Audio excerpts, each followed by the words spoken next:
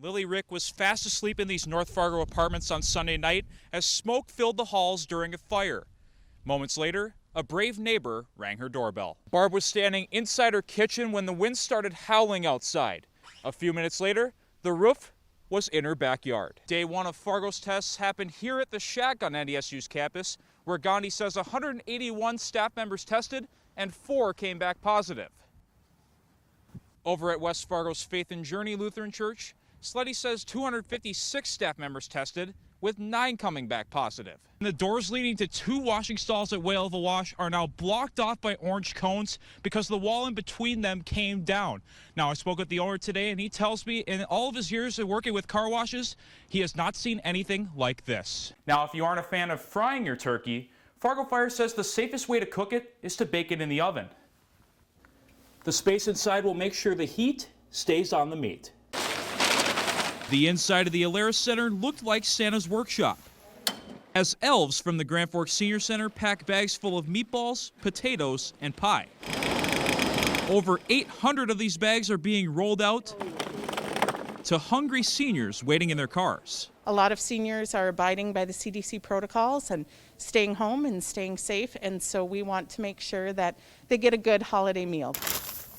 Volunteers like Evelyn Albrecht say putting these meals together brings her hope, knowing that hundreds of seniors will get something to eat this holiday season. It feels good to be a giver instead of just a taker all the time. As cars kept rolling by, Merry Christmas! Thank you. Volunteers say even though everyone was wearing masks, they could see many smiles through them. It's the Christmas spirit, and working at the senior center is kind of like having the Christmas spirit all year long. How many are you getting? Just 2. Okay. With each senior now getting their dinner and getting a send-off from Santa, Hey, Merry Christmas, big guy! many who came with an empty belly left with a full heart. There you go, ladies. Have a Merry Christmas. In Grand Forks, Tanner Robinson, WDAY News. Clouds of mystery pouring. Working 9 to 5, what a way to make a living. Voice I was an astronaut. by voice. Where do I go when I need a shelter? Each musician brings their unique tones from their living rooms to the Lockdown Lounge Facebook group. For Ray Pierce Jr., I was a wild child, broken, lost and found. it started as something small. We figured we'd have a few of our friend musicians that we'd known over years jump on. But then all of a sudden it was 1,000, and the next thing we knew it was 2,000. That 2,000 eventually grew to more than 10,000 in just 2 weeks. Most of the group is from Minnesota, but the reach extends nationwide and beyond. I'm going home. Ricky Halverson, who lives in Fargo, says he's glad to be a part of the growth after not being able to sing at places like Drumconrath Brewing because of COVID-19 concerns. If I can brighten just one person's day, that's good enough for me. So obviously 10,000 people, you can reach all of them, that's a lot of victories. Let's give them something to talk about. As 10,000 voices sing through computer and phone screens, Oh, I'm on fire. some say sharing the music this way is just as good as doing it live in person. In a time that we can't all physically be together, I've never felt more close. Whether you use your voice This could be my last, my final hour. or just an instrument, those in the group say any way to spread positivity is a great one.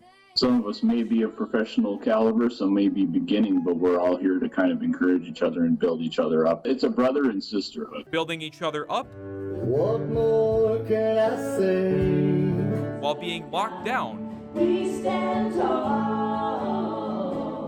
one note at a time. Tanner Robinson, WDAY News.